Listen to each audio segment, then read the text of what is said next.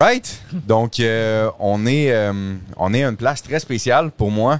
Je veux commencer par introduire notre prochain invité d'une façon, premièrement, en le remerciant de son temps pour aujourd'hui parce que on est un peu dernière minute. Puis, il nous reçoit chez eux dans sa super belle demeure avec Madeleine, sa conjointe ici en Floride. Donc, merci énormément. Et je veux vous l'introduire parce que c'est quelqu'un qui est pas connu dans le milieu, dans notre jeunesse, à nous, du milieu des affaires, mais c'est quelqu'un qui gagne à être connu énormément, qui a de l'expérience de vie à en redonner énormément et qui est un entrepreneur, selon moi, hors pair du Québec, qui m'aide énormément à ce jour depuis le peu de temps qu'on se connaît. C'est quelqu'un qui m'a aidé et qui m'aide encore à ce jour énormément.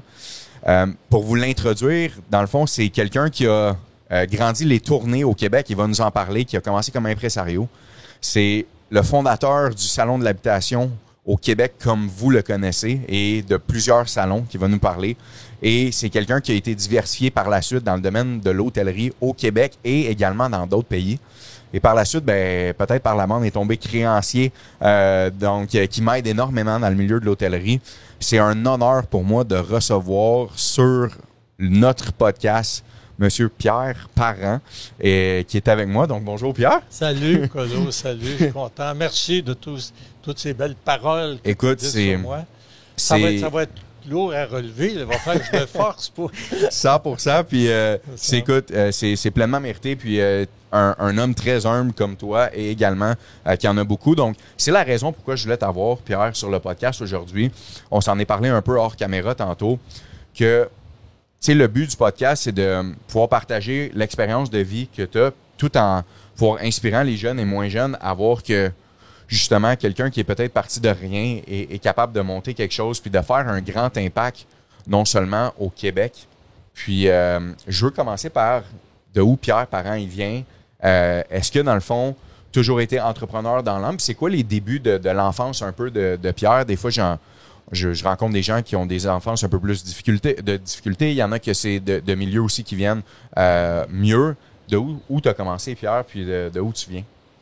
En fait, moi, je suis un gars natif de Drummondville et je viens d'une famille à la limite d'être pauvre. Mon père a travaillé, mon père est un être extraordinaire qui m'a beaucoup influencé dans ma vie, a travaillé 50 ans comme tisserand dans une usine de textile qui s'appelle Canadian Celanese à Drummondville. Il allait travailler d'ailleurs en vélo parce qu'il a fallu qu'il attende peut-être 40 quelques années pour avoir une voiture usagée. J'étais là quand il l'a acheté d'ailleurs et ce qui est très spécial, c'est que mon père était en même temps comme un athlète. Hein. Il faisait de la natation, du vélo, de la marche. C'était quelqu'un qui était très en forme. Et quand il a acheté sa première voiture, de l'autre côté de la ville de Drummondville où il vivait, les gens lui ont dit « Attends-nous 1 heure, on va préparer ta voiture, puis tu pourras partir avec. » Il dit « Non, vous allez la livrer chez nous. » Il dit « Comment ça? » Il dit « Je ne sais pas conduire. » Il ne savait pas conduire. Alors, ils l'ont livré, mais là, il a appris à conduire tranquillement. Et mon père était un homme qui me disait qu'il était diplômé de l'Université Saint-Joseph. Alors, moi, j'étais jeune, j'essayais de savoir où était l'Université Saint-Joseph. J'ai trouvé où elle était quand j'ai pris un peu plus d'âge. En fait, c'était l'école primaire de la paroisse Saint-Joseph à Drummondville. Yeah. Alors, il nous faisait rire comme ça avec des blagues spéciales. Et lui, il a travaillé ce qu'on appelait à l'époque sur des chiffres. Hein, 7 à 3, 11 à 7, 3 à 11. Et la quatrième semaine, il faisait les 3 chiffres dans la même semaine. Alors, imagine-toi qu'aujourd'hui, là, tu aurais bien de la misère à faire ça. Mm-hmm. Alors, je viens de cette famille-là. J'ai eu 6 sœurs. Comme je faisais toujours des blagues, je fais encore des blagues avec mes sœurs en leur disant, comme je suis le plus vieux et le seul gars, je leur dis régulièrement, ils ont toutes mis sur le premier. Mais je dis ça en blague parce que mes sœurs sont des femmes exceptionnelles. On a travaillé ensemble et elles ont toujours été présentes pour moi. Et si elles regardent cette émission-là, je les salue et je leur dis que je les aime. Puis est-ce que, en étant justement à Drummondville, J'imagine qu'à Drummondville, à l'époque, c'est peut-être pas rempli d'opportunités non plus de A à Z. Où sont les premiers débuts de Pierre dans le milieu entrepreneur? Puis de où ça s'est développé? Parce que ton père travaille dans le textile. De où ça se développe l'entrepreneurship chez toi, Pierre? Moi, en fait, à Drummondville, qui est une ville assez pauvre, hein, les gens d'avant la Révolution tranquille, avant le départ du textile vers d'autres pays, particulièrement la Chine et des pays asiatiques, 80% des gens qui étaient à Drummondville travaillaient directement ou indirectement dans le textile. On sait que pourquoi les investisseurs étrangers venaient du côté québécois, c'est que les Québécois francophones en particulier, ça coûtait pas trop cher à embaucher. Ce qui a changé les choses, c'est la Révolution tranquille. Hein? La nationalisation de l'électricité, la création de la Caisse de dépôt, la création d'un ministère de l'Éducation également, qui a fait que les Québécois ont pu aller à l'école plus longtemps. Ils ont pu également atteindre des postes de cadre. Hein? Chez nous, c'était la Southern Canada Power qui contrôlait quelque part la ville, parce que c'était une compagnie privée contrôlée par les anglophones, puis c'était normal, c'était l'environnement anglophone qui investissait et qui nommait les gens qui devaient diriger. Lorsque c'est devenu Hydro-Québec, ben c'est les francophones ont pu avoir accès à des postes de direction. Moi, j'ai commencé, une fois que j'ai fini mes études à Drummondville, j'ai commencé à suivre des cours à Montréal parce que j'ai une formation en journaliste. Et je suis même diplômé, je pense que je suis le seul diplômé du Centre international de journalisme de l'Université de Strasbourg en France. OK. J'ai fait beaucoup d'études en journalisme, mais je n'ai jamais pratiqué le journalisme, à part 3 semaines, je pense, parce que je suis un entrepreneur. Et un bon journaliste, c'est quelqu'un qui sait voir, qui sait remarquer, qui sait analyser, qui sait intégrer et qui sait raconter. Alors, c'est un spectateur formé, mais moi, je suis plus un acteur, parce que je fais les choses comme entrepreneur. Donc, quand tu es un acteur, tu n'es pas nécessairement un bon journaliste, parce que tu oublies la raison pour laquelle tu es là comme journaliste. Tu regardes passer la parade de la Saint-Jean-Baptiste, tu n'es pas dans la parade, tu la regardes passer et tu la commentes, la parade. Alors donc, j'ai étudié là-bas. Mon père avait pas les moyens de m'envoyer là. Alors, je travaillais le soir, à l'époque, à piste de course Blue Bonnet comme boss boy. Je faisais plein de choses et jusqu'au jour où je me suis rendu compte que tu peux pas étudier à plein temps, aller travailler le soir, rentrer à minuit le soir, puis étudier, puis revenir, puis bon. Et l'été, je travaillais dans la région de Drummondville, puis je ramassais de l'argent. Et puis mon père me disait, écoute, garde-en une partie, puis le reste, je vais le garder pour toi, puis te le redonner pendant l'hiver. C'est vraiment ce qu'il avait l'intention de faire, mais avec l'argent qu'il gagnait, lui, il se disait, je vais faire vivre ma famille avec un peu d'argent qu'il me donne, et puis je vais trouver le moyen d'y remettre pendant l'hiver. Il pouvait faire ça pendant un petit bout de temps, mais pas trop longtemps. Alors, il y a un moment donné où il me dit, parce que je le voyais partir, je raconte ça, mais je ne l'ai jamais raconté. Je le voyais partir. Moi, je retournais à Montréal, à mon appartement que j'avais là-bas en colocation avec d'autres gars pour que ça coûte le moins cher possible.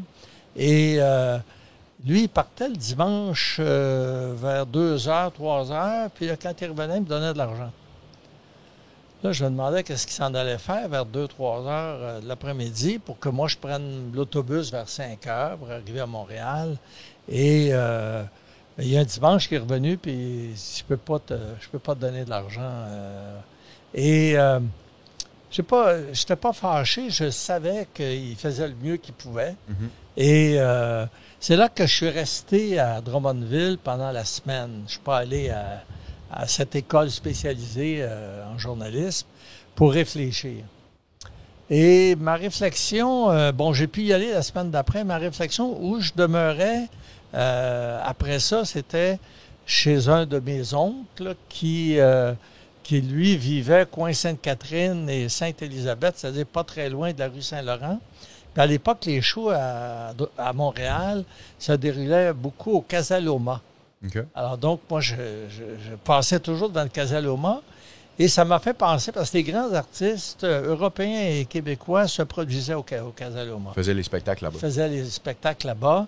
Et ça m'a donné l'idée de dire, écoute, dans des villes comme Drummondville, il n'y en a pas de spectacle. Il n'y a pas de salle, il n'y a pas de spectacle, il n'y a rien. Puis c'est pas juste à Drummondville. Nommons à peu près toutes les villes de province, il n'y a rien, là. Il n'y avait rien à l'époque. Il n'y avait pas de distribution. Tu sais, Charles Aznavour venait, mettons, au Casa Loma, et il pouvait faire Québec, où il y avait des salles. Puis souvent, c'était comme à Montréal, des cabarets. Et c'était tout, là, tu sais. De temps en temps, peut-être Ottawa ou des trucs comme ça. Alors, l'idée m'est venue de dire, je vais aller voir l'impresario qui s'occupe de produire les shows là. De temps en temps, c'était le Casa Loma lui-même. De temps en temps, c'était Guy Latraverse, que je salue d'ailleurs, qui est un être exceptionnel, qui lui a beaucoup développé le show business québécois. Et j'avais 18 ans à l'époque. Et la majorité à l'époque, c'était 21 ans. Hein? Mais j'avais l'air de 21 ans, j'étais grand. Alors, Guy avait son bureau au coin de Saint-Laurent et Dorchester, ça s'appelait à l'époque, et non pas René Lévesque. Et il y avait en bas, du côté ouest, comme une taverne, puis lui, il avait ses bureaux au 3e étage. Pas d'ascenseur, c'est que j'ai monté les escaliers. Et je vais voir sa secrétaire, je m'en viens voir M. Latraverse, parce que au Casa Loma, on m'avait dit que c'était Latraverse qui produisait. Elle dit, avez-vous un rendez-vous? Je dis, non, mais c'est très urgent ce que j'ai à lui dire. Il va avoir envie de m'entendre. Fait que Latraverse a décidé de me recevoir. Et je lui ai expliqué que c'est bien beau avoir des shows à Montréal, mais il en faudrait ailleurs au Québec, dont Drummondville. Et ça à 18 ans? C'est ça, à 18 ans. Et ouais, il dit, mais j'ai dit, puis je dis, en plus, je suis prêt à les acheter, les shows. Tu me dis combien ça coûte, je vais te l'acheter. J'avais pas de scène à l'époque pour acheter le show, mais lui, il sait pas que j'ai pas de scène pour acheter le show. Et ouais, mais il dit, tu sais que ça prend 21 ans aujourd'hui, là. Es-tu majeur, toi? Je disais, je comprends que je suis majeur, j'ai pas de l'air d'un gars majeur. Puis je sens jamais lui dire que j'ai 18 ans. Alors, il signait des contrats avec moi. S'il m'écoute, il va rire un peu. Et il signait des contrats avec moi que je signais, mais dans le fond, j'aurais pu dire qu'ils ne sont pas bons, mais j'ai jamais fait ça. Et j'ai commencé à produire des shows à Drummondville. J'ai loué un gymnase au départ, au Collège Saint-Bernard, et j'ai aménagé des sièges, des chaises. Il y avait une scène qui était là. Je louais de l'éclairage, je louais un piano, je louais tout ça. Et j'ai commencé à faire des shows là, des shows professionnels qui se déroulaient à Montréal et qui ne se déroulaient pas ailleurs, mais qui se sont déroulés à Drummondville. Donc, le début des shows en province a commencé là. Et moi, par la suite, j'ai vu que ça n'existait pas ailleurs non plus. Alors, j'ai commencé à faire des shows à Saint-Jean, à Saint-Hyacinthe, à Trois-Rivières, à Joliette, à Thetford Mines, à plein de villes où j'achetais un show pour plusieurs villes. Et finalement, comme il y avait un besoin, hein, quand on revient à l'entrepreneurship, je développe un projet nouveau qui correspond à un besoin. Hein, si c'était un projet nouveau qui ne correspond à aucun besoin, mais là, j'avais identifié qu'il y avait un besoin, parce qu'à Drummondville, au départ, je me suis promené avec des billets dans mes mains, puis je faisais toute la rue Hériote, comme on dit, où il y avait les commerces et tout ça, puis je leur vendais des billets, et je suis allé voir le propriétaire de la station de radio. Puis je dis, regarde, là, Drummondville, c'est juste une ville de sport. On va rentrer la culture aussi à Drummondville. Je lui ai expliqué ce que je faisais. Il dit, tu as raison. Puis il dit, tu vas pouvoir l'annoncer, faire des spots à la radio de Drummondville, mais il y a une condition. Tu vas les écrire, puis tu vas les enregistrer toi-même, parce que je ne veux pas payer personne pour ça. Mais le temps, il est gratuit. Wow. Alors, j'avais les ondes. Comme je suis un gars de journalisme, j'avais les ondes où je pouvais passer des spots. J'écrivais les textes, les communiqués de presse à partir de l'information que j'avais. Les journaux me passaient ça avec les photos et tout ça. Ça fait que finalement, la demande pour les billets Le numéro de téléphone, c'était chez ma mère et mon père. C'est que ma mère répondait au téléphone et mon père, qui, un peu plus tard, avait une auto, allait livrer les billets. Wow. Alors, puis ma famille, mes sœurs les plus âgées venaient quand il y avait un show pour placer les gens, puis tout ça. Donc, on a fait une opération familiale qui a très bien marché. Hein? Les salles étaient pleines. Alors, moi, je renouvelais, puis je me suis même embauché comme... La semaine, j'étais à Montréal. Je me suis même embauché une secrétaire à mi-temps qui était extraordinaire. C'est une femme extraordinaire qui s'appelle, d'ailleurs, je le dis parce qu'elle vit actuellement dans la région de Rimouski, Diane Descoteaux. Elle faisait... d'ailleurs, elle a fondé un groupe qui s'appelait les Gavroches, qui étaient des gens de Drummondville aussi. Puis ces gens-là sont venus me voir pour que je devienne leur gérant. Oh, wow. J'ai jamais voulu être un gérant pour une raison bien simple, c'est que le gérant s'occupe des artistes. Mm-hmm. Moi, j'ai voulu être un producteur et j'ai accepté d'être leur gérant en même temps. Et c'était des gens de Drummondville, des gens étudiants à l'université. Elle était une des fondatrices de ce groupe-là. Et donc, je l'ai embauchée, tout en m'occupant aussi des Gavroches. Et honnêtement, soit dit le plus humblement possible, ça marchait très bien et je faisais plus d'argent que beaucoup des travailleurs qui travaillaient à plein temps à la Célanise à Drummondville. Wow. Mais surtout, ce qui est important, c'est que j'aimais ce que je faisais. Mm-hmm. J'étais fort heureux. J'étais en train de réaliser un rêve, hein, parce que les entrepreneurs sont souvent des gens qui ont des rêves.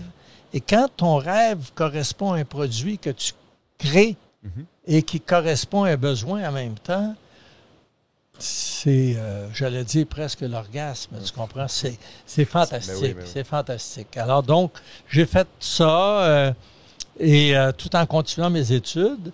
Et quand j'ai eu fini mes études à Montréal, on m'a offert d'aller à Strasbourg.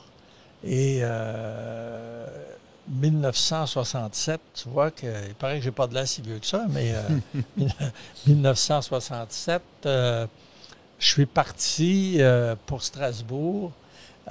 Et tu sais qu'à l'époque, les gens qui voyageaient outre-mer, c'était plutôt rare. Hein? Il y en avait, mais ça n'a rien à voir avec... C'est pas les avions modernes. Non, mais en plus, c'est que les gens n'étaient pas habitués à voyager à travers le monde comme c'est le cas aujourd'hui. Alors moi, je suis arrivé avec ma compagne que j'avais... j'avais pris le bateau, un bateau qui traversait l'Atlantique, et je suis arrivé au Havre. Et là, quand tu débarques sur un nouveau continent que tu ne connais pas, que tu n'as jamais vu, là, il fallait prendre le train pour s'en aller à Paris, qu'on appelait le Petit Michelin, qui était le train directement du Havre à Paris, et que là, tu débarques à la gare Saint-Lazare, et tu sors tes valises et tout ça. Tu te cherches un petit hôtel et malheureusement, il y a une des valises qui s'est ouverte sur le trottoir. Et là, je ramasse les vêtements et tout ça. Puis il y a une dame bien mise qui s'arrête, qui m'aide, ma compagne et moi, à mettre les vêtements dans la valise. J'étais étonné parce que j'avais entendu dire aussi que les Français avaient mauvais caractère. Mais là, je vivais une expérience complètement différente. Et cette dame-là m'a en même temps suggéré un bon hôtel, pas cher, mais de qualité. Alors donc, c'est une longue histoire, mais j'ai découvert Paris comme ça, en étant en contact avec des gens très bien. Je suis allé à l'hôtel et après ça, j'ai pris le train pour m'en aller à Strasbourg, qui est une ville d'ailleurs extraordinaire. Strasbourg, c'est la capitale de l'Alsace. C'est magnifique, Strasbourg. Tu as fait tes études, dans le fond, j'ai fini mes études en journalisme au Centre international de journalisme de l'Université de Strasbourg. Et pourquoi international? Parce que tu avais des étudiants qui venaient de plusieurs pays du monde. Et nous, on devait être 3 Québécois diplômés de la même institution montréalaise. Les 2 autres ont décidé de ne pas y aller. Donc, mais moi, je suis un entêté un peu. Hein? Quand tu arrives dans un nouveau pays, il y a une culture également. Tu sais, quand quelqu'un... moi, je me souviens que parmi les premières questions qu'on me posait dans un cours politique, c'est donnez-moi les 5 principales villes d'Alsace. Tu viens d'arriver, toi, de Drummondville, Québec. Tu n'as pas eu le temps d'apprendre les 5. Moi, je connais Strasbourg en Alsace, Colmar, mais après ça, je me mets à dire au professeur, ça fait juste 2 semaines que je suis ici, là, j'ai pas eu le temps encore d'apprendre tout ça. Puis là, je lui dis quelque chose qui, paraît-il, ne se fait pas en France. J'ai dit, vous, là, donnez-moi donc les 5 plus grosses villes de la Mauricie. Alors, le monde s'est mis à rire, mais lui, il n'a pas ri. Il m'a expliqué qu'en France, ça se fait pas. On ne répond pas aux professeurs comme ça. Puis, après la transition, Pierre, dans le fond, de impresario producteur vers, dans le fond, très connu, le Salon de l'habitation. Comment ça s'est fait? C'est quoi la transition qui s'est faite? Puis, je suis vraiment curieux de savoir comment l'idée également du Salon de l'habitation c'est venu à s'en aller. Mm-hmm.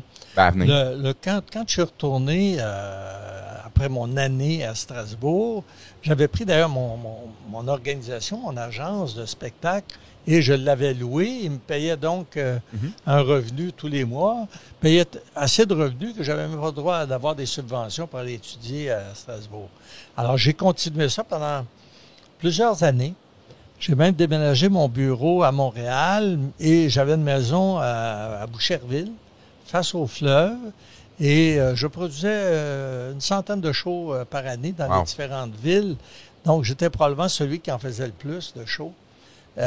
Et des grands shows. Tu sais, Yvon Deschamps, Aznavour, Charlebois, Vigneault, les grands artistes français, les compagnons de la chanson à l'époque, Pétula Clark que j'ai fait aussi. Je les connais pas tous, là, non, à cause de... Non, mais quand on va finir avec moi, peut-être que tu vas en connaître plus. Non, je te taquine. Et un jour, j'avais un bureau à Montréal et en hiver, j'allais à mon bureau à Montréal, mais en été, j'aimais mieux travailler dans ma maison où j'avais une véranda face au fleuve. Donc, c'était magnifique comme ça. Et j'ai dit à ma conjointe qui travaillait avec moi, j'ai dit, on va isoler la véranda en avant. On va s'organiser pour changer les fenêtres, mettre de l'isolant, les planchers, etc. Parce qu'on avait nos 2 bureaux dans la véranda. Alors, j'ai fait venir un contracteur et j'ai dit au contracteur, on parle des fin des années 70, 1979 exactement. Alors, je disais au contracteur, voici ce que je veux faire, je veux que ça soit isolé ici pour que ça soit chaud en hiver. Alors, j'ai dit, veux-tu me faire un plan, me montrer les sortes de fenêtres, les sortes de portes, les sortes d'isolants, les sortes de planchers, comment que ça va avoir l'air, le truc, le travail que tu vas faire, puis me donner un prix. Il dit, voyons, des fenêtres, des portes, c'est des portes, des isolants, c'est des isolants, puis moi, de faire ça de même, puis de même, pas besoin de faire un plan. Là. J'ai dit, voyons donc, je vais avoir le choix de choisir la fenêtre que je veux, puis etc. Il dit, non, de même.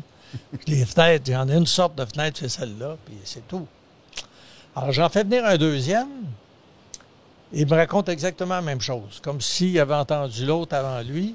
Fait que le deuxième, il me dit la même chose, puis j'en fais venir un troisième, puis c'était les 3 pareil. Ouais. Il y avait chacun leur sorte de fenêtre, leur sorte de porte. Là, j'ai dit à ma blonde, ça marche pas, là. Il y a un problème. Il y a un problème dans le milieu. Les fabricants n'ont pas de réseau de distribution. Contrairement à ce qui existe aujourd'hui, tu n'as pas des grands magasins pour être capable de montrer tes produits. Puis le consommateur, lui, il est fait à l'os. Il n'a pas de choix. De même, puis de même. T'sais. Alors, j'ai dit, si tu veux, tu vas prendre un peu plus, puis elle était fine parce qu'elle a pris un peu plus de responsabilité dans la production de spectacles. J'ai dit, moi, je vais écrire le concept d'un salon de l'habitation. Comme ça. Comme ça. Alors, je me suis retiré un peu du monde du spectacle pendant 2 semaines. J'ai écrit le concept du salon d'habitation.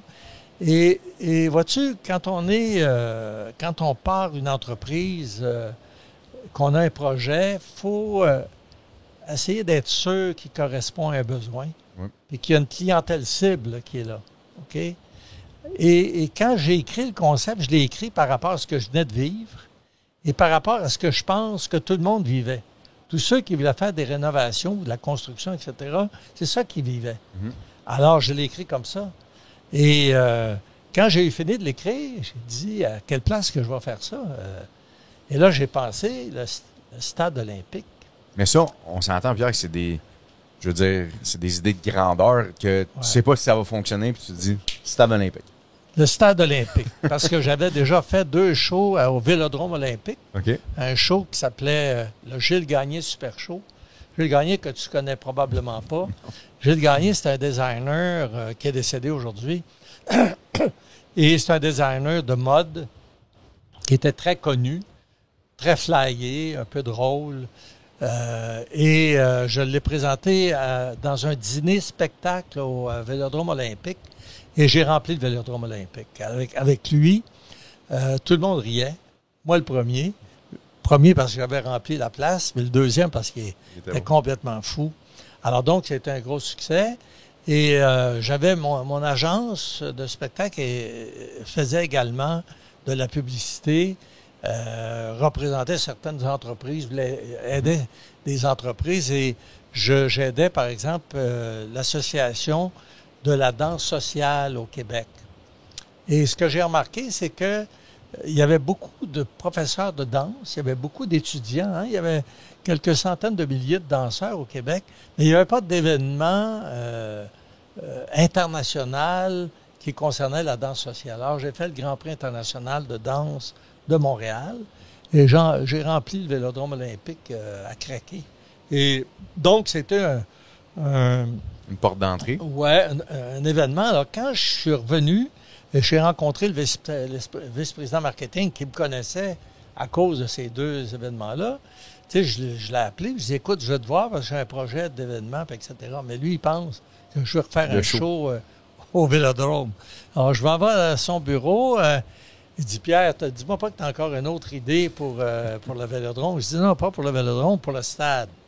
Il dit, es-tu malade, toi, le stade? Ouais. Je dis, non, je suis pas malade, j'ai une maudite bonne idée, je pense, je vais te la compter. Tu sais. Et ce qui est important à retenir, c'est que quand tu arrives avec une nouvelle idée, puis le gars à qui je parlais, vice-président marketing, c'est un gars très bien, mais c'est un opérateur. Tu sais, lui, il louait des salles, etc. Et je lui arrivais avec une nouvelle idée. Il dit, non, Pierre, ça n'existe pas. Mais j'ai dit, d'après toi, là, si ça existait, pensez que je le ferais? Ça n'existe pas pour ça que je le fais. Puis je dis, je vais te donner une copie de mon projet et puis rappelle-moi demain pour me dire qu'est-ce que tu en penses. Parce que moi, je suis prêt à louer le stade pour faire un show pendant 10 jours, plus les jours de montage et les jours de démontage. Je vais bâtir des maisons, je vais organiser des appartements vedettes, voici ce que je vais faire. Alors lui, il ne comprend pas trop pourquoi je veux faire ça parce que ça n'existe pas là, au Québec.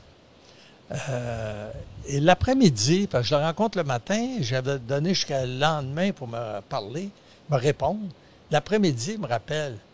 Il dit, c'est une maudite bonne idée. Ça va marcher ton affaire.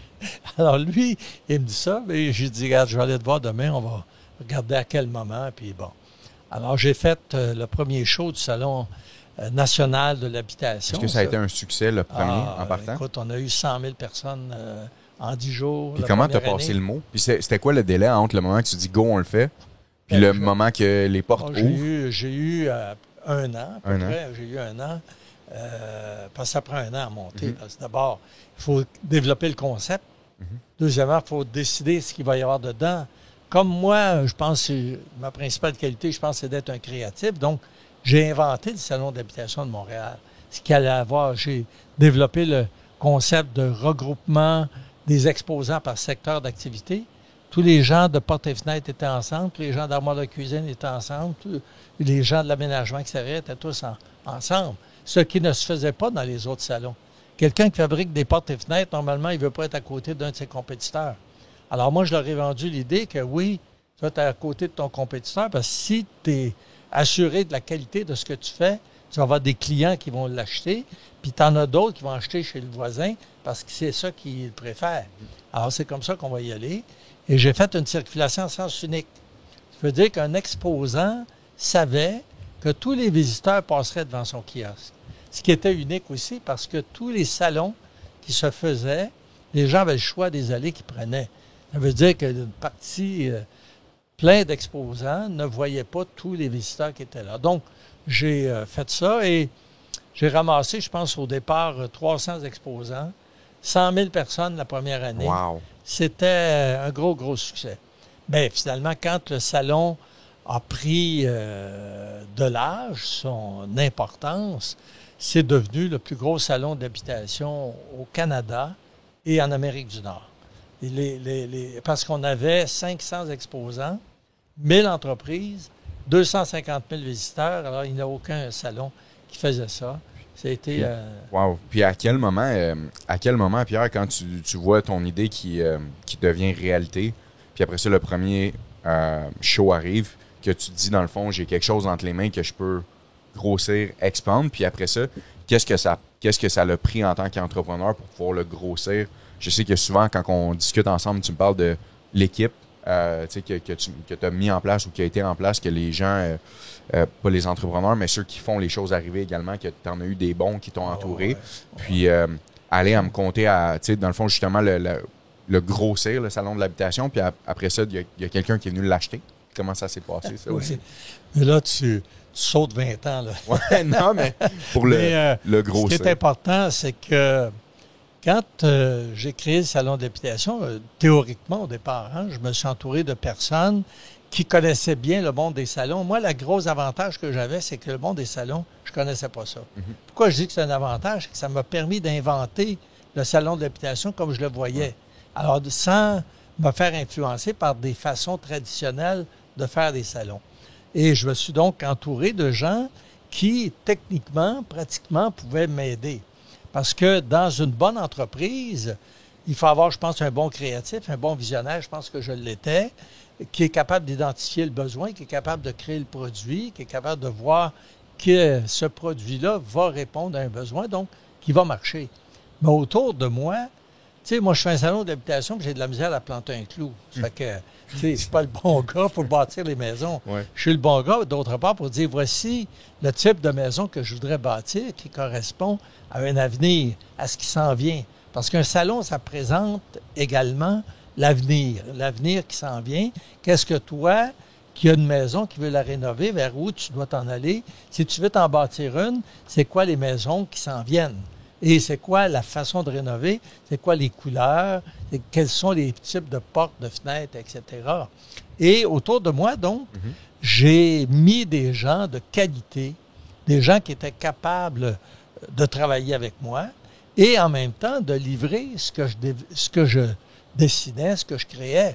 Et j'ai eu une chance extraordinaire d'avoir avec moi des gens... il y en a un gars en particulier que je veux nommer qui s'appelle Vic Côté, qui était avec moi dès le départ, quand j'ai eu l'idée. C'était un ami avec qui je jouais au golf, mais qui, lui, avait déjà fait la promotion de produits dans un salon du camping. Donc, il connaissait les salons, mais il était surtout très habile manuellement et c'était un très bon vendeur en même temps. Alors donc, c'est le premier que j'ai embauché.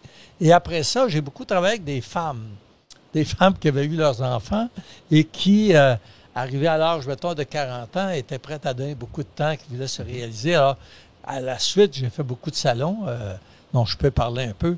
Oui. Et il y a beaucoup de gens qui sont venus donc travailler avec moi pour livrer ce premier salon et livrer les autres.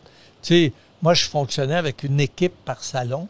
Alors donc, quand j'ai développé, par exemple, Salon international tourisme voyage, Salon vacances et loisirs d'été, Salon de fleurs, plantes, jardin, j'avais une équipe pour ça. Secteur de l'habitation, j'avais une équipe pour ça. Salon habitat d'automne, également, que je faisais à l'automne, une équipe pour ça. Les salons que je faisais à Québec également, j'en ai fait à Toronto, donc dans plusieurs secteurs d'activité. Et les salons, c'est sûr que le salon qui a été... Tu sais, on a tous, quand on a une entreprise qui réussit, il y a un success story. Ouais. Okay? Les autres fonctionnaient bien, mais le success story, c'était le salon d'habitation. Question pour toi, Pierre. Est-ce que tu te souviens donc, du moment de la création à aller jusqu'à la vente, c'est combien d'années? 20 ans. 20 ans. Est-ce que dans les 20 ans, tu as des moments marquants où, on parle de succès, mais est-ce que tu as des moments marquants où ça a été des challenges, que tu t'es dit, on va-tu y arriver, ça va-tu fonctionner? Est-ce que tu as des moments marquants où tu as eu des grosses périodes, soit de doute ou de peu importe? Puis c'était quoi les solutions? Ça a été quoi les trucs? Comment tu as réfléchi ou comment tu as pouvoir justement plus overcome le tout puis de passer par-dessus. Est-ce que tu en as des événements marquants avec le salon de l'habitation? Oui. Ce qui est surtout important, quand on a un salon de cette importance-là, comme j'expliquais déjà, les phénomènes de changement dans la société n'ont jamais été aussi importants que maintenant. Okay? Même dans les années 80, 90, quand je faisais le salon, on voyait bien l'évolution des choses rapidement. Il y a eu le développement de l'Internet, il y a eu l'arrivée de plein de nouveaux produits, il y a des choses qui se passaient. Donc, il fallait... Le premier défi qu'on avait, c'était de présenter un nouveau show tous les ans. Okay? On sait que les bons distributeurs, les bons vendeurs, les bons fabricants, eux autres, ils font évoluer leurs produits. Fallait que moi aussi, je fasse évoluer le produit. Ça, c'était la responsabilité que j'avais et que mon équipe avait chaque année de faire évoluer le produit pour que ce soit un show nouveau chaque année. Donc, on développait des attractions spéciales par les maisons, on développait des nouveaux concepts comme les appartements vedettes. Comme j'avais été dans le show business, je pouvais contacter des vedettes en disant « Je veux faire un appartement pour toi. Je vais t'envoyer un designer, tu lui diras c'est quoi que tu veux. Mettons que c'est un salon, une chambre à coucher, etc. » Donc, tous les artistes que j'ai contactés étaient d'accord, ont participé à ça. Alors donc, ça, c'était un élément important. Je te dirais que le truc un peu difficile et spécial que j'ai vécu, c'est qu'une association de constructeurs que je nommerai pas, il n'y en a pas beaucoup d'associations de constructeurs de toute façon, il y avait qui m'a approché pour me dire qu'ils aimeraient ça, patronner le salon d'habitation parce qu'ils sont dans la construction et particulièrement la construction résidentielle. Bien, j'ai dit, très bonne idée de mettre votre nom là, puis on va travailler ça ensemble, on va se faire des réunions, etc. Alors, on a fait des réunions où moi, j'expliquais ce que j'étais en train de planifier pour le prochain salon, les idées créatives, etc. Jusqu'au jour où un de mes collaborateurs, juste avant la réunion que j'avais avec eux, m'arrive avec un dépliant qui s'appelait le salon de l'habitat du Montréal métropolitain, fait par cette association-là, qui en même temps discute avec moi pour supposément dire qu'ils vont patronner le salon. Alors, je les ai attendus à mon bureau, parce que les réunions se faisaient à mon bureau. Et quand ils se sont assis, j'ai sorti le dépliant. Et je leur ai dit, regardez-moi bien dans les yeux, vous allez en manger une sacrament. Parce que ce que vous avez fait, là, c'est inacceptable. Ouais. Vous êtes des gens malhonnêtes, intellectuellement. Vous essayez de voler mes idées, de reprendre le salon que moi j'ai créé et vous essayez d'en faire un pareil à partir des idées que j'ai. Non seulement vous allez être compétitif, mais vous allez essayer de me voler mes clients, etc. C'est ça que je leur ai dit. Je m'excuse pour la partie eucharistique. Et alors là, ils sont partis. Et ils sont partis, ils ont fait leur show, mais je les ai poursuivis pour le nom. Ouais. Salon de l'habitat de Montréal. Moi, je m'appelle Salon national de l'habitation. Alors, en cours, j'ai gagné. On a été obligés de changer le nom, de l'appeler Expo Habitat du Montréal métropolitain. Okay. Puis, en dire ça, puis rien dire, ça se ressemble. Et vous savez, quand on fait quelque chose, là, ça s'appelle un micro. Si je l'appelle le porte-voix, tu comprends? Le monde ne sait pas ce que ça veut dire. Alors donc, dans ce cas-là, puisque tu me demandes cette question-là, j'ai décidé d'investir des budgets spéciaux juste avant la tenue de leur salon. Wow. Et ma thématique était « Attendez le vrai salon ». Et 3 ans après, ils n'existaient plus et je les ai rachetés pour 50 000 wow. pour le fermer.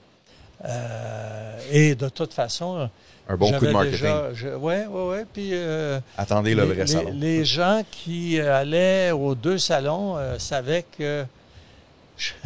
C'est un peu moi aussi que pour venir au mien, je commençais par servir les autres qui n'y allaient pas en premier pour le choix des emplacements.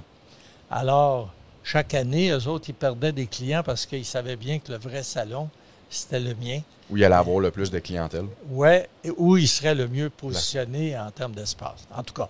Donc, ça a été un événement. Un événement où les gens de cette association-là avaient beaucoup de monde dans la construction. Maintenant, moi, c'était pas un salon de la construction que je faisais. C'était pour Parce les que c'était un salon beaucoup sur la rénovation, la décoration, l'aménagement extérieur et tout ça. Il y avait une partie construction, mais c'était pas majeur. Alors qu'eux autres, ils essayaient de faire un salon de la construction. Mais ce qui a été incorrect, c'est la façon dont ils ont procédé pour le faire. Et disons que je me levais de bonne heure, je me couchais tard, puis entre les deux, ça travaillait. Et en ce qui les concerne, je les ai... mettons que j'ai mis les budgets qu'il fallait pour que le monde comprenne que le vrai salon, c'était pas celui-là. Puis, par la suite, dans le fond, vient la transition vers une vente future. Est-ce que c'était dans les plans, dans le fond, ou... Non, c'est-à-dire que ça faisait 20 ans, hein, et j'avais créé une douzaine d'autres salons, dont j'ai donné des noms tout à l'heure, que je produisais dans différentes villes. Salon international de la franchise, Salon du commerce, en tout cas, tu sais, plein de salons que je créais et qui n'existaient pas et qui allaient bien. Et un jour, au stade olympique, pendant le salon d'habitation, moi, j'avais un bureau pendant les salons que je faisais au stade olympique au niveau 500. Et au niveau 500, c'était des loges qu'il y avait là. Et les loges qui servaient à l'époque des expos pour les gens qui voulaient voir le baseball dans des loges. Ouais. Alors là, j'avais des fauteuils pour s'asseoir, une petite cuisine, des trucs comme ça. Pardon. Et un jour, ma responsable de l'accueil des clients, des visiteurs, m'appelle pour me dire qu'il y a un monsieur qui est président d'une grande compagnie dans le secteur des expositions qui voudrait me voir. Alors, je dis, c'est qui le monsieur? Elle me le nomme. Je dis, voyons, ça se peut pas que ce gars-là soit venu voir mon show sans me le dire. Elle dit, oui, elle dit, c'est le président de DMG World Media, qui est la filiale du Daily Mail de Londres, qui est un des plus gros producteurs de salons en Europe, puis aussi en Amérique du Nord. Il est ici. Il est là. Alors, j'ai dit, dites-lui de monter, parce que mon adjoint qui s'occupait de l'accueil des clients me le passe au téléphone. Et il se met à dire, your show, Pierre, is one of the best in the world. I would like to congratulate you for this show. And if it's possible, I would like to meet you for maximum 30 minutes. Le gars est président de DMG World Media et il veut venir me voir. Bien, c'est sûr qu'il va venir me voir. Alors, je le fais monter. Il arrive avec son vice-président. Ils étaient trois. Alors, je les assois dans la loge. On se met, je leur offre un bon verre de vin de Bourgogne. Un pinot noir, je pense, si je me souviens bien. Et sinon, c'est un Saint-Émilion.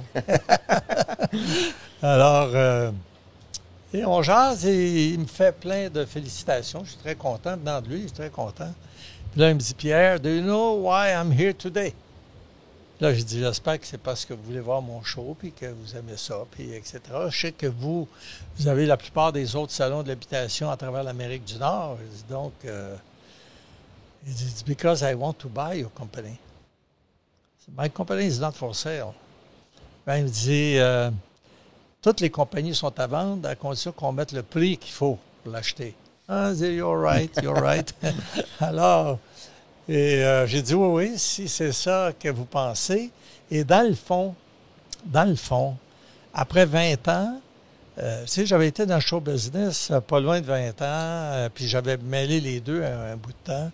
Après 20 ans, il y a deux choses. J'avais fait ce que j'avais à faire. J'ai travaillé fort, mais j'ai aimé ce que j'ai fait. J'avais la passion de ce que je faisais. Et deuxièmement, il y avait la progression de l'Internet. Le plus gros compétiteur que tu pouvais avoir dans le secteur des salons, c'était pas un autre salon, c'était l'Internet. Parce que même si l'Internet n'arrivera jamais à rendre tous les services d'un salon. Parce que dans un salon, tu peux toucher, La poser personne. des questions, tu es en personne, tu peux voir. Alors que l'Internet, tu peux aller voir tout ce qui existe et tout ça. Mais il reste pareil que l'arrivée de l'Internet fait que des gens ne viendront pas voir le salon parce qu'ils vont se dire qu'ils sont capables de se débrouiller avec l'Internet. Alors ça, j'en parlais pas, mais j'avais ça dans ma tête aussi. Parce que C'était nouveau aussi à l'époque. C'était très nouveau, l'Internet. C'était très nouveau. Inconnu de l'inconnu. Inconnu. Ça commençait et des gens qui avaient commencé à me parler de ça, je leur demandais de m'expliquer, là, tu sais, fin des années 90, j'avais de la misère à comprendre, là, tu sais. Ils me disaient que je pouvais correspondre avec un gars qui était à Londres pour lui demander des... Tu comprends? Bon, à l'époque, là, c'était ça, mais sauf que je savais que ça s'en venait, là, tu sais, que... Bon. Alors, lui, il veut acheter ma compagnie. Et c'est le président, donc je sais qu'il est sérieux, là, et c'est pas une blague. Ben j'ai dit, écoutez, si vous êtes intéressé, on pourrait s'asseoir pour en parler. Mais j'ai dit, ça va coûter plus cher que vous pensez. T'inquiète pas, on est propriétaire d'à peu près tous les salons importants dans ce secteur-là, pas de problème. Il dit, je vais avoir besoin de documents, tes états financiers, les ci, les ça. Puis il dit, je te signe un document confidentiel, comme quoi je vais garder ça confidentiel. Puis si on n'a pas d'entente, je te les remets, puis j'en parle à personne. Alors, entre le mois de mars, fin mars, début avril, et donc j'envoie les documents, il m'appelle, on jase de plusieurs choses. Et, il dit, si je t'achète, il dit, es-tu prêt à rester comme PDG pendant 2 ans? Je dis, combien tu payes que je reste PDG? Il va te donner 200 000 par année. Ah, c'est correct, c'est correct. Je vais rester pendant 2 ans. Alors, si tu achètes. Ouais. Alors, on s'est revus début novembre, 10-12 novembre, dans le bureau de mon avocat. Avec mon comptable et moi, on était 3. Eux autres, ils étaient 6-7 de l'autre côté. Il était là, lui, mon vice-président marketing, son avocat de Toronto, son avocat de Montréal. En tout cas, il était 6, je pense. Et ils arrivent là, ils ont tout équipé, ils ont tout eu mes documents, ils ont tout eu. Là, ils commencent à parler. I'm happy to meet you today. John. Je pense que je s'appelait John, en tout cas. Et j'ai dit, je vais le dire en français, je ne veux pas que vous passiez trop de temps avec moi. Là. Ou vous êtes sérieux ou vous ne l'êtes pas. Vous allez me donner l'ordre de grandeur que vous êtes prêt à payer. Puis si c'est loin de ce que je veux, on va laisser faire. Je ne ferai pas perdre votre temps, parce que ça vous coûte cher avec le nombre de personnes qui sont autour de vous. Là, tu sais, je riais en même temps. Alors, il me répond que ça faisait 5-6 mois qu'il évaluait mon entreprise, de tout acheter. Et il faut dire que mon entreprise avait des concepts que je réalisais. Pratiquement pas d'actifs autres que mes concepts, mais j'avais des contrats avec les salles, avec des clauses d'exclusivité par thématique. Alors là, il me dit, puis je peux dire le chiffre parce que ça a été rendu public, mais il me dit un chiffre qui était 12 millions de dollars, qui représentait à peu près 4 millions de plus que je pensais que ça valait. C'est pas si pire. C'est mieux qu'un coup de pied dans le derrière quand tu sais ça le matin, tu comprends? Alors là, j'ai pas souri. J'ai pas pleuré non plus. Puis mon avocat, mon comptable avait le mandat de ne pas sourire et de ne pas pleurer non plus. Alors, j'ai dit, écoutez, c'est un petit peu en bas de ce que je pensais que vous offririez. J'ai dit, on va se retirer, mon comptable, mon avocat et moi, dans une autre salle. On va prendre une demi-heure pour évaluer ce que vous me dites. Et je vous reviens dans une demi-heure. Une fois que j'aurai pensé à ça, on va vous dire si je suis prêt à vendre à ce prix-là ou pas. Alors, je suis sorti avec mon avocat et mon comptable. On est rentré dans une autre salle. On a eu de la misère à retenir notre rire parce que j'ai dit, c'est sûr. C'était plus haut que ce que je pensais. C'est sûr qu'on va vendre là, à ce prix-là, c'est clair. Et l'argent, c'est une chose, OK? C'est important, c'est une chose. Mais est-ce que moi, personnellement, je suis prêt à partir? La réponse est oui. J'étais prêt à partir. Je suis un créatif, alors j'ai plein de projets. C'était à l'époque où la nuit, je bâtissais des projets.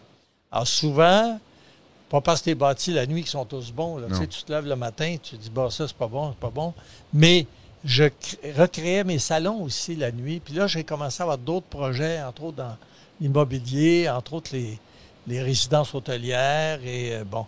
Alors donc, une demi-heure après, je suis revenu dans la salle avec un air, c'est un peu pas trop Poker. rien. Oui, poker. J'ai dit, écoutez, on n'est pas loin, là. Le chiffre n'est pas loin de ce que je suis prêt à accepter. Vous allez rajouter 500 000, puis on a un deal. Il se lève, il me donne la main, et puis il dit, c'est parfait. Deal. C'est un deal. C'est ça. Et là, j'ai eu 12 500 000 au lieu de 12 millions.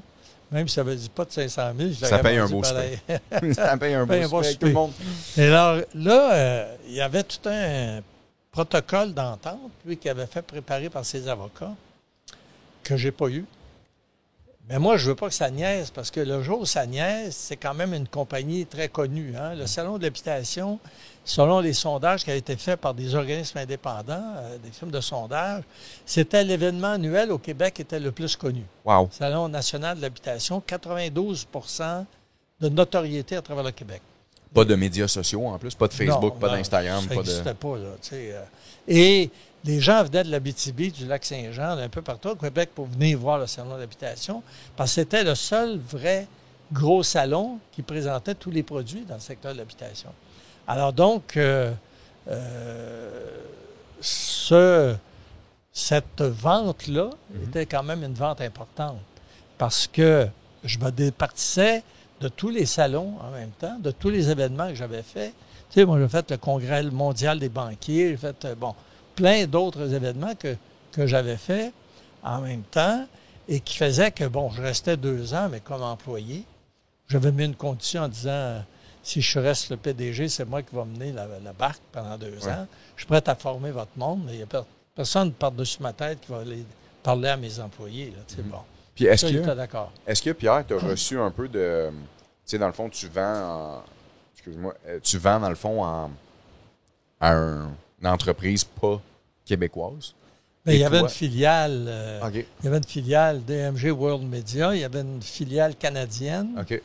Est-ce que tu t'es fait un peu amocher pour dire un fleuron québécois qui transfère un fleuron qui est plus québécois? Est-ce que tu te souviens de ça? Parce qu'on a vu avec les Rona de ce monde et d'autres gens qui vendent à l'international. Est-ce que tu te souviens d'un moment que ça... C'est-à-dire que c'est ça qu'il y a des journaux qui en ont parlé. Moi, j'ai raconté que ce qu'on faisait va continuer de se faire et que la propriété était maintenant entre les mains d'un organisme, d'une compagnie internationale qui étaient les plus grands spécialistes au monde dans les salons, entre autres de l'habitation, parce que c'était le salon le plus connu, et que moi, je les invitais en même temps dans d'autres secteurs d'activité. Bon.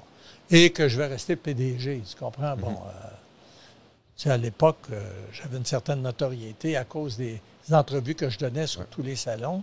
Et donc, ça s'est relativement bien passé. Donc, ça s'est bien passé. Moi, il a fallu que je fasse mon deuil. Tu sais, il y a un deuil, mais j'étais prêt à le faire parce que j'étais prêt à passer à autre chose. Tu sais, quand j'ai lâché le show business, là, tu sais, j'avais commencé les salons et je continuais de produire des shows aussi. Et bien, à un moment donné, j'ai arrêté parce que je développais trop de salons. Je ne pouvais pas m'occuper du show business en même temps. Et là, j'avais commencé à investir dans l'immobilier puis dans l'hôtellerie. Question avant de transférer vers l'immobilier. À cette époque-là, dans le fond, 12,5 millions dans les 8 chiffres, c'est beaucoup, beaucoup de sous. Qu'est-ce qui te donne la flamme de continuer? Qu'est-ce qui te permet de dire je la coule douce un peu, puis j'ai travaillé fort pendant 20 ans avec mon équipe.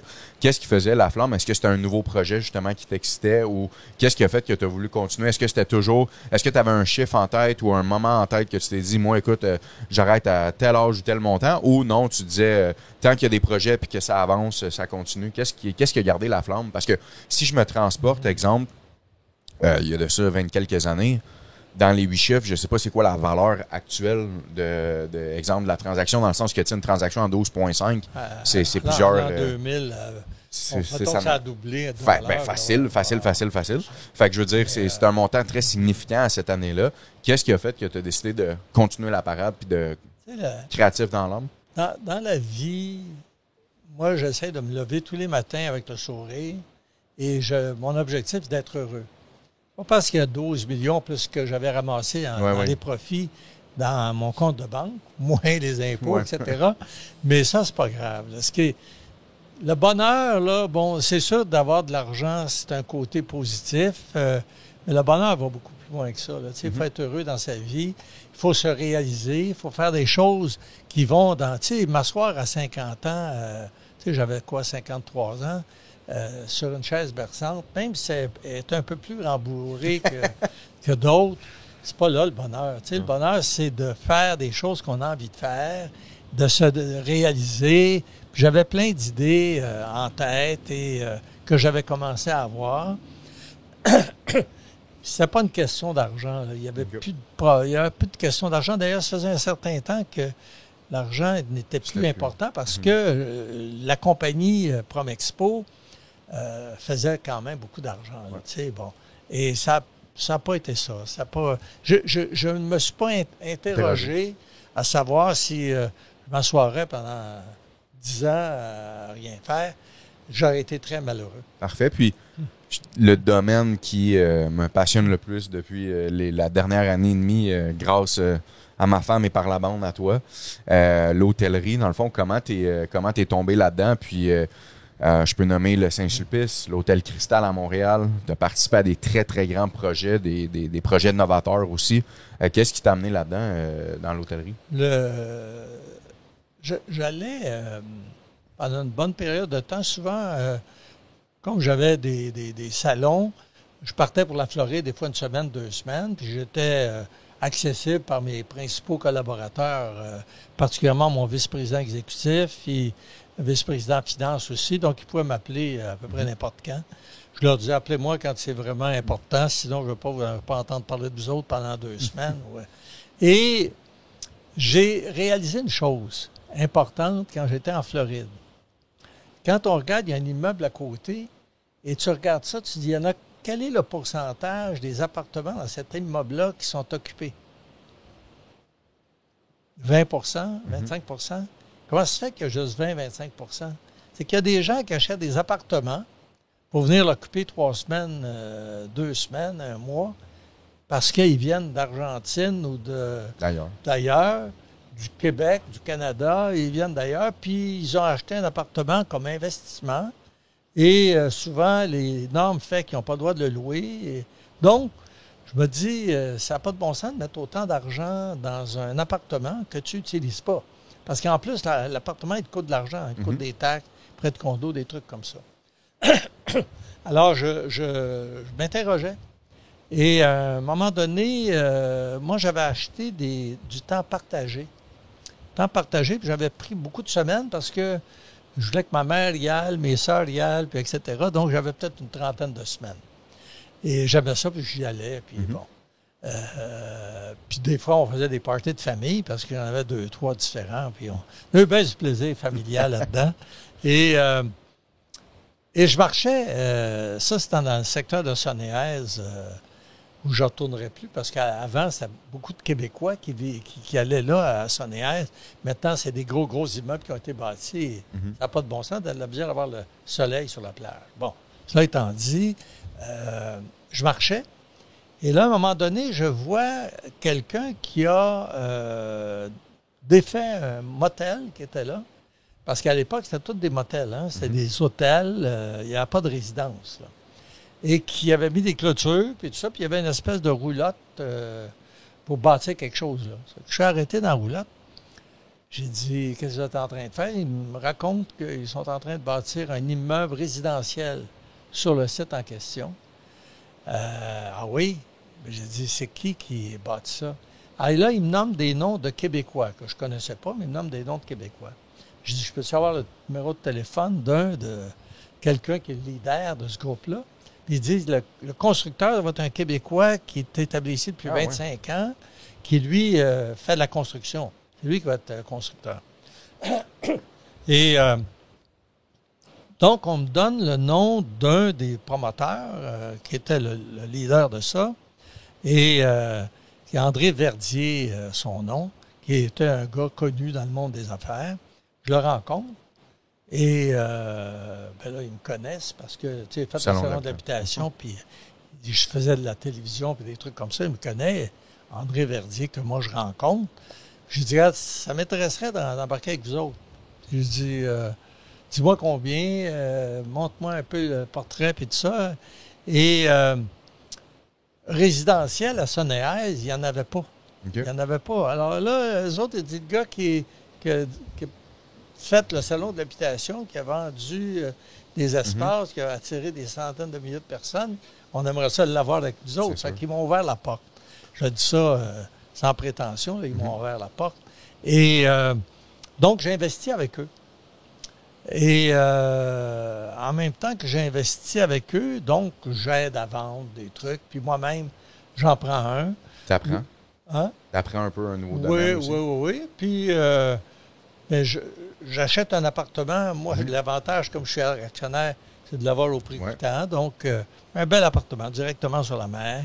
J'ai bien aimé ça. Puis, à un moment donné, je me mets à raconter à mes partenaires qui voulaient créer une firme Resort One. Et Resort One, ce serait une firme spécialisée dans la revente d'appartements de temps partagé. Moi, je ne suis pas de plus intéressé que ça de développer du temps partagé, mais je vois qu'un des concepts qui est en train de se développer, c'est le concept des appartements, des semaines, pas des semaines, mais des appartements qui t'appartiennent, mais que tu mets dans un pôle hôtelier. Donc, les résidences hôtelières. Je me promène un peu en Floride et j'essaie d'en trouver. Il y en a un à South Beach qui est en train de se bâtir. J'étudie un peu ça. Je me suis dit, écoute, c'est une voie, là, parce que, écoute, s'il y a juste 15-20 des portes des appartements occupés, vous dites qu'il y en a 80 qui ne sont pas occupés. Si je les mets dans un pôle, on bâtit un nouvel immeuble, je les mets dans un pôle hôtelier, il y a un marché là important. Alors, et là, en même temps, André Verdier me dit, il y a un Québécois en République dominicaine, à Cabareté, qui, lui, a acheté un terrain sur le bord de la mer, à Cabareté, qui voudrait faire affaire avec nous autres. Ça te tenterait-tu qu'on bâtisse quelque chose? Je dis, oui, ça me tenterait. On va aller voir d'abord. Puis là, il y avait un de ses amis qui est un riche homme d'affaires de Belgique, M. Mesdat, qui, lui, travaillait avec André Verdier aussi. C'est ça que j'ai dit, demande à M. Mesdat de venir. On va regarder ça ensemble. On va rencontrer... c'est un ingénieur, le gars qui vivait en République dominicaine, qui avait marié une dominicaine, un gars qui est un champion de planche à voile et tout ça, un gars magnifique, vraiment un très bon gars. Et alors on arrive là, on regarde le terrain, on dit hey, c'est magnifique ce terrain-là, directement sur la mer, juste à la frontière de Cabareté. Ça fait que faire une longue histoire courte, mais j'ai dit on va implanter la formule du condo-hôtel, la résidence hôtelière. Mais on va la rendre souple. On va laisser aux gens le nombre de semaines qu'ils veulent l'occuper, parce que c'est chez eux. Et ceux qui veulent l'occuper à plein temps, ils vont payer pareil les frais hôteliers. Okay? Alors, on a bâti ce truc-là, 36 unités qui pouvaient en faire plus, parce qu'on avait une formule pour séparer les unités. Et pour financer ça, c'était des immeubles collés. Oui. Financer ça, on a dit qui veut acheter l'immeuble numéro 1, jusqu'à 6. Là, okay? Donc, on a tous acheté des immeubles et on a revendu les appartements.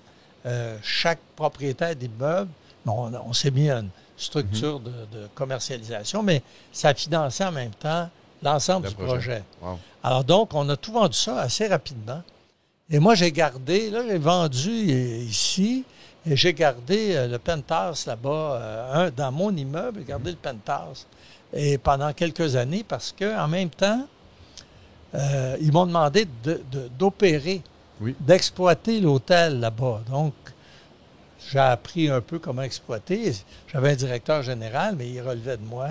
Et donc, je faisais des voyages aller-retour entre Porto Plata, qui était l'endroit, et Montréal. Et donc, je fais le marché d'hôtel qui marche bien, qui existe encore et où ça se passe très bien. Puis, qu'est-ce qui t'a amené après ça à développer le marché montréalais, plus précisément le Cristal, puis tu sais, les endroits connus? Saint-Sulpice. Ouais, j'ai fait au début des années 2000, on a fait le Saint-Sulpice. Et à Montréal, dans le Vieux-Montréal, début des années 2000, de l'hôtellerie, il n'y en a pas.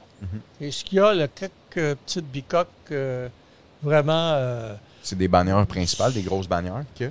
Non, au début des années, il n'y en a pas, il n'y a rien. Wow. Il n'y a rien. Il y a quelqu'un qui voulait avoir une chambre d'hôtel dans le Vieux-Montréal, à part un petit truc qui ne valait pas grand-chose, là, il n'y en avait pas.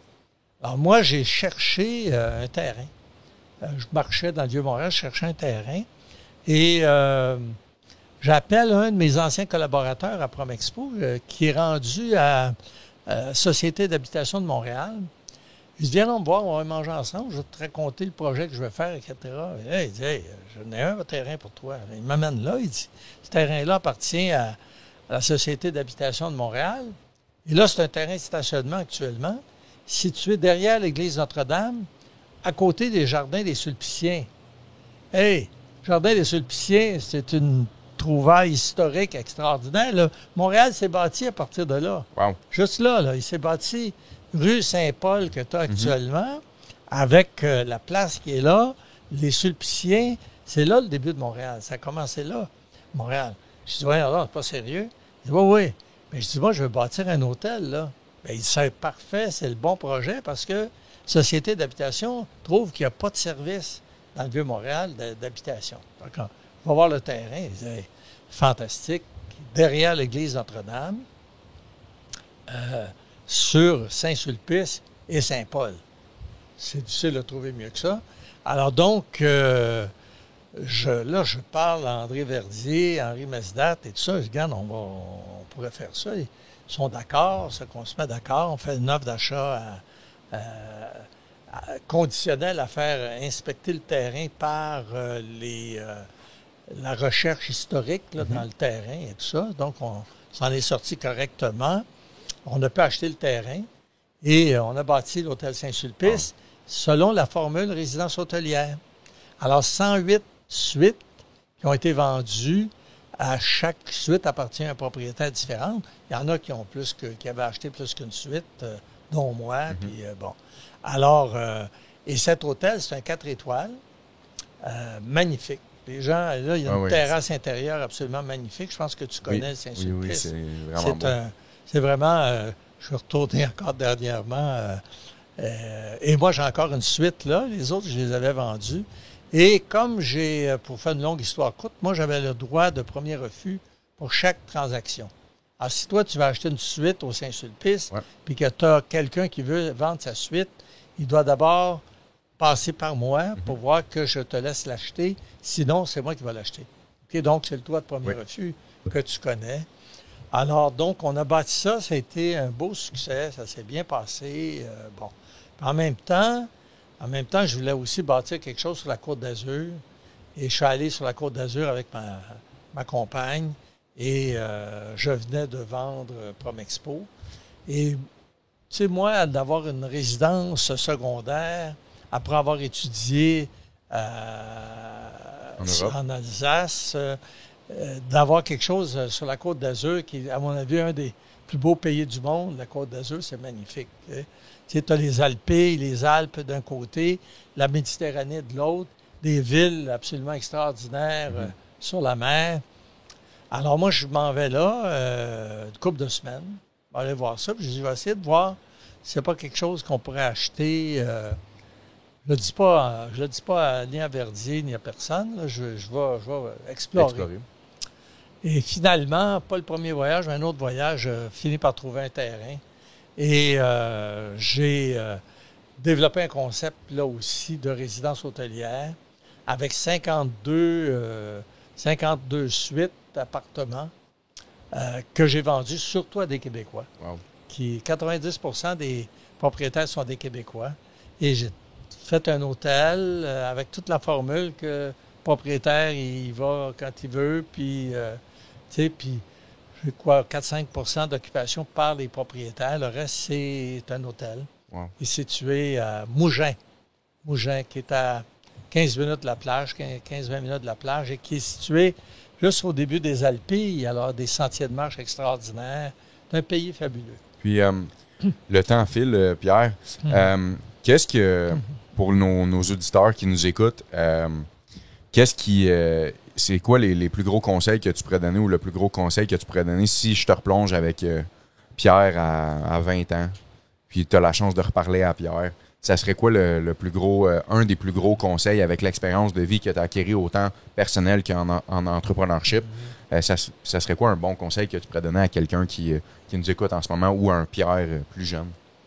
En fait, si c'est un entrepreneur, il doit savoir s'il est entrepreneur ou pas. Parce que les gens qui accompagnent l'entrepreneur sont aussi importants que l'entrepreneur. Mais quelqu'un qui part une entreprise ou qui développe une idée, ça doit être un entrepreneur. Puis un entrepreneur, généralement, c'est un créatif. Sauf s'il achète la business qui a été créée par quelqu'un d'autre.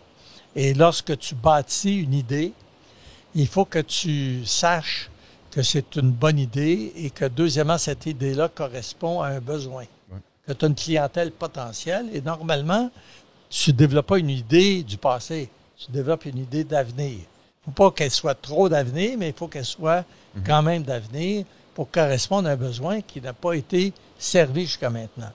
Ça, je dirais que c'est un point important.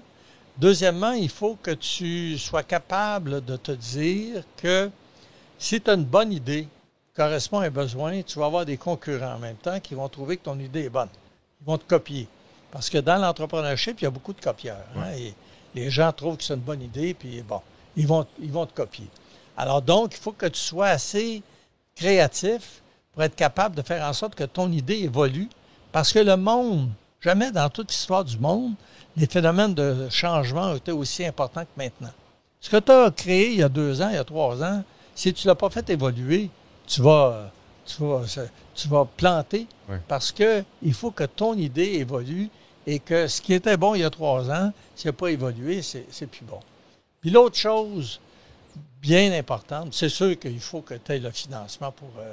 Il faut que tu aies les partenariats, puis il faut que, si tu es un créatif, que tu aies un gars d'opération, un gars, une femme d'opération qui va être capable d'opérer le truc. Et le dernier point, qui fait partie de la recette. OK? Il faut que tu aies une bonne idée, que tu travailles fort. Et le troisième point, c'est tu sais quoi? Non, vas-y. Il faut que tu sois chanceux. OK? Tu ne peux pas faire un projet, même s'il est bon, ton projet correspond, mais il peut y avoir des circonstances qui font que ça ne marchera pas. Et la chance est un des éléments importants dans le succès de l'entrepreneurship. Puis, wow. Puis, en même temps, Pierre, maintenant, qu'est-ce qui te rend heureux, dans le fond, maintenant, à ton âge, avec le succès que tu as eu, puis tout ça? Est-ce que tu travailles encore sur quelque chose? Ou là, c'est fini? En fait, qu'est-ce qui te rend heureux maintenant, Pierre, puis où tu es rendu? Ce qui est le plus difficile pour moi, il y a un mot. C'est non. J'ai beaucoup de misère avec ça. J'ai beaucoup de misère avec ça. Et là, tu le sais parce que j'avais une entreprise que tu as achetée et j'ai essayé de t'aider un petit peu à l'acheter. Beaucoup. Ouais. Alors donc, j'aurais pu la reprendre, mais je ne suis plus là. Je suis en train d'écrire un livre. Je ne suis plus là. Encore dernièrement, on m'a offert des beaux projets. Puis ils veulent surtout avoir mon expérience et tout ça, mais c'est plus là. Tu sais, j'aide des gens, j'aide des entrepreneurs, des trucs comme ça, mais la vraie réalité, il faut avoir non seulement le talent, mais il faut avoir l'énergie en même temps. Parce que tu as beau avoir le talent, mais si tu n'as pas l'énergie pour porter le projet que tu as inventé ou qu'on te propose, débarque de là, parce que ça prend beaucoup d'énergie. Alors, c'est ça, les vraies qualités là, qu'il faut avoir si on veut partir une nouvelle entreprise, c'est ça. Et si on veut que cette entreprise-là dure, parce qu'on sait que la majorité des entreprises disparaissent à l'intérieur des 5 premières années, il faut être capable de porter l'entreprise, d'être suffisamment créatif pour la faire évoluer et d'y croire assez pour être capable de prévoir le changement. Wow. Bien, Pierre, je veux t'honorer, premièrement, pour tout ce que tu as accompli dans ta vie. Puis on pourrait en parler pendant des heures sur tout ce qui est arrivé. Fait que je veux t'honorer pour la vie que tu as accomplie. Puis la deuxième chose aussi que je veux t'honorer, c'est ma femme et moi, on te remercie énormément du support que tu nous donnes constamment et également financièrement, ce que tu nous as permis d'accomplir en achetant l'hôtel. C'est vraiment grâce à toi et ton partenaire que on a pu accomplir tout ça. Donc, je veux te remercier du fond du cœur pour ça. Puis des conseils aussi. Pierre, c'est quelqu'un que je le fais venir à l'hôtel. Non, ce colo, ça ne devrait pas. Myriam puis moi, on se consulte, on ajuste, on refait, puis ça vaut énormément pour nous, ce conseil-là, puis ce que tu nous apportes. Fait que je veux te remercier pour ça. Puis c'est un honneur pour moi d'être en affaires avec toi, puis d'être en partenariat dans tout ça. Donc, je te remercie, puis merci du temps que tu nous as accordé aujourd'hui. Donc, merci à tout le monde, puis j'espère que les conseils d'un homme d'expérience à succès vous a permis d'en apprendre plus aujourd'hui puis de vous permettre d'avancer. Donc, on se voit dans le prochain épisode. Merci beaucoup.